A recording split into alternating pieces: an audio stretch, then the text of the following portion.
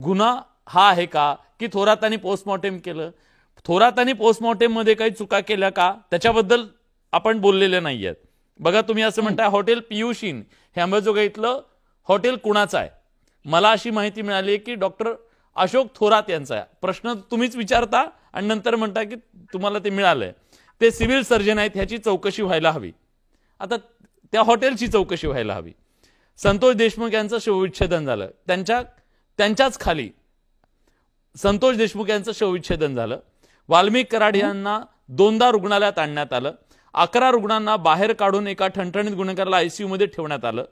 हे यापूर्वी आरोग्यमंत्री विमल मुंदडा यांचे ओएसडी होते. मग बीडहून नाशिकला बदली केली. मोठ्या आशीर्वादानं बीडमध्ये आगमन झालं. याचा म्हणजे थोरात यांना तुम्ही थेट आरोपीच्या पिंजऱ्यात उभं केलं. कुठल्या प्रकरणामध्ये?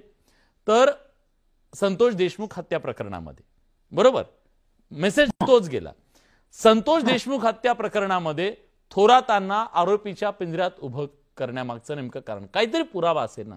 थोरातांची एक तरी अशी गोष्ट, त्यांनी चुकीचं पोस्टमॉर्टेम रिपोर्ट दिलेला आहे याच्याबद्दलचे पुरावे तुमच्याकडे असायला हवेत, जर तुम्ही त्यांना आरोपीच्या पिंजऱ्यात उभे करतायत तर. हॉटेल त्यांचा आहे तो भाग वेगळा. नाही, कसा भाग वेगळा? एका माणसाकडे जर तुझा आता जो इन्कम असेल, तुझ्या इन्कमच्या डिस्प्रपोर्शनेट तुझ्याकडे जर इन्कम असेल किंवा तुझी प्रॉपर्टी असेल आणि तू सरकारी कर्मचारी असशील, तर मला पूर्ण अधिकार आहे की मी त्यांचं इन्व्हेस्टिगेशन मागावं.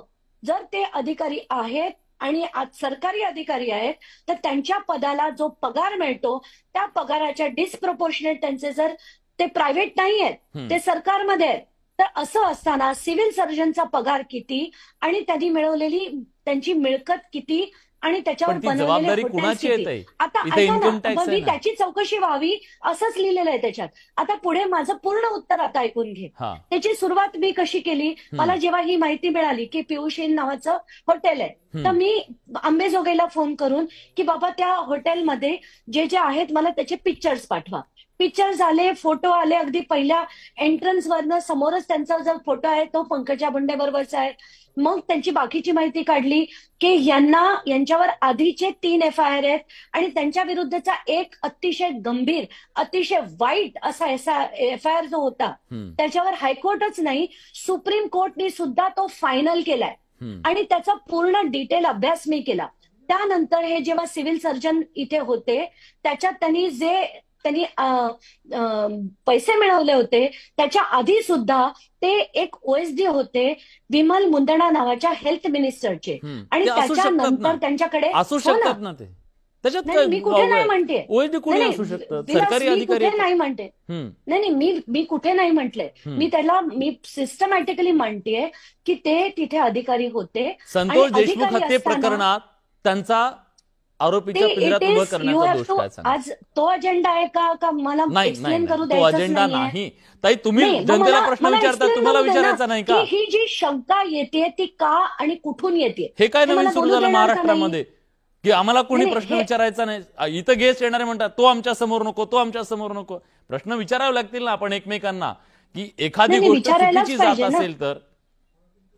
नाही, मग एवढा कळवळा आहे का त्यांच्याबद्दल? कळवळाचा विषय नाहीये. हत्ये प्रकरणामध्ये त्यांचा काय रोल आहे? तुम्हाला काय सुचवायचंय? त्यांनी केलेलं पोस्टमॉर्टेम चुकीचं होतं असं तुम्हाला म्हणायचं का? त्यांनी पदोपदी कॉम्प्रोमाइजेस केलेले आहेत, पदोपदी भ्रष्टाचार केलेला आहे. भ्रष्टाचाराच्याच पैशातनं अनेक गोष्टी त्यांनी केलेल्या आहेत. हेच नाहीये, मी म्हणत नाहीये. शासनाचा अक्षरशः 1-2 जोडपत्र आहेत, एका जोडपत्रात 12, दुसऱ्या जोडपत्रात 12. ही चौकशी 3.5 वर्ष त्या व्यक्तीविरुद्ध होतीये. हे होत असताना 2दा त्यांनी VRS ची मागणी केली. ती मागणी रिजेक्ट झाली होती कारण त्यांच्यावर असलेला अपहार तो भाग वेगळा आहे. संतोष देशमुख हत्ये प्रकरणाशी त्यांना जोडण्यात आक्षेप तो आहे की वाल्मिक कराड यांनी त्यांना पैसे दिले नसतील कशावरून म्हणू शकतो विलास बडे? कसा म्हणू शकतो? द्या ना पुरावे. सांग ना मला, आता तू उत्तर दे मला. तू द्या ना पुरावे. कसा म्हणू शकतो विलास बडे की वाल्मिक कराड आणि द्या ना पुरावे त्यांना पैसे दिले नाही? अहो द्या ना पुरावे ताई. अरे पुरावे हे त्यांना पैसे देण्याचे पुरावे पण मी आणू? तुम्ही आरोप करत सुटणार, सनसनाटी निर्माण करत सुटणार? आपण बोलवलं त्याबद्दल आपले धन्यवाद. याच्या पुढे न्यूज 18 लोकमतवर मी येणार नाही. फक्त आरोप करत सुटणार, प्रश्न विचारायचा नाही. विरुद्ध व्यक्ती नाही काय ताई, हे बरोबर नाहीये. उद्याच्या उद्या विलास बडेकडे मी सगळे त्यांचे कागद जे शासनाने केलेले आहेत, मी केलेले नाहीयेत, द्या ना ताई. आम्ही तर मानतोय, आम्ही फक्त याच्यावर उद्याचा कार्यक्रम करावा. अहो ताई, रोजच करतोय ना ताई. उद्या करण्याचं काय, रोज करतोय ताई. त्यांच्या विरुद्ध अशोक थोरात पण तुम्ही शवविच्छेदनाच्या संदर्भात त्यांच्यावर केलेले तो भाग वेगळा आहे. थोरातांच्या वैयक्तिक याच्याबद्दलचा नाही. त्यांना संतोष देशमुख हत्या प्रकरणामध्ये ओढण्यामागचे पुरावे तुम्हाला द्यावे लागतील ताई. मला बोलवल्या, कसं मी पुरावे कसे देणार? शंका उपस्थित फक्त आरोप करणार, काम आहे, जी मी सनसनाटी निर्माण करणार. शंका उपस्थित करणं, सनसनी तुम्ही निर्माण करता, जे तुम्ही दाखवताय. बरं सांग ना, दसनी कुठला पुरावा दिला आणि कुठल्या पुराव्याबद्दल विलास बडेंनी त्यांना प्रश्न विचारले? सांग मला. आता मला ऐकायचं. अरे मी त्यांची मुलाखत घेतली, तुम्ही ऐका ना. मला तुमच्याकडनं ऐकायचं आता. ताई, जगाला प्रश्न विचारणाऱ्यांनी आपल्याला एखादा प्रश्न विचारला तर एवढी चिडायची काय गरज आहे? ते का करताय ते मला तुम्ही जगाला प्रश्न विचारता. अहो, तुम्ही आतापर्यंत केलेल्या अनेक आरोपांच्या संदर्भात काय झालं? कारण माझ्याकडे प्रत्येक गोष्टीचे पुरावे असतात, एवढे म्हणून मी बोलते. अहो, सिंचन घोटाळ्यापासून आतापर्यंत काय झालं ताई? मी नाही बोलत. विलास बडे, मला बोलायची इच्छा नाही. तुम्ही स्वार्थ ठेवून असू शकतं, असू शकतं. तुम्हाला सगळे मित्र आहेत म्हणून तुम्ही बोलत असाल. धन्यवाद आपल्या. अरे पण ते काय बोलताय? महाराष्ट्र बघतोय हे सगळं. तुम्ही एखाद्याबद्दल आरोप करताय. सगळ्यांबरोबर हितसंबंध आहेत का तुमचे? मी नाहीये बीडचा. मी बीडचा नाहीये, सॉरी. आणि शेवटी आलात ना तुम्ही त्याच्यावरती. तुम्ही आलात ना त्याच्यावरती. तुम्हाला ताई शांतपणे मी तुम्हाला प्रश्न विचारतोय. बोलण्याची संधी दिली तू बोलण्याची संधी दिली. मी का आरोप करते? कार्यक्रमाच्या आधी नाही, 1 मिनिट. याच विलास बडेला मी 20 मिनिटं समजवलेलं, 20 मिनिटं या कार्यक्रमाच्या आधी, की अशोक थोरात यांच्याबद्दल मी का बोलले.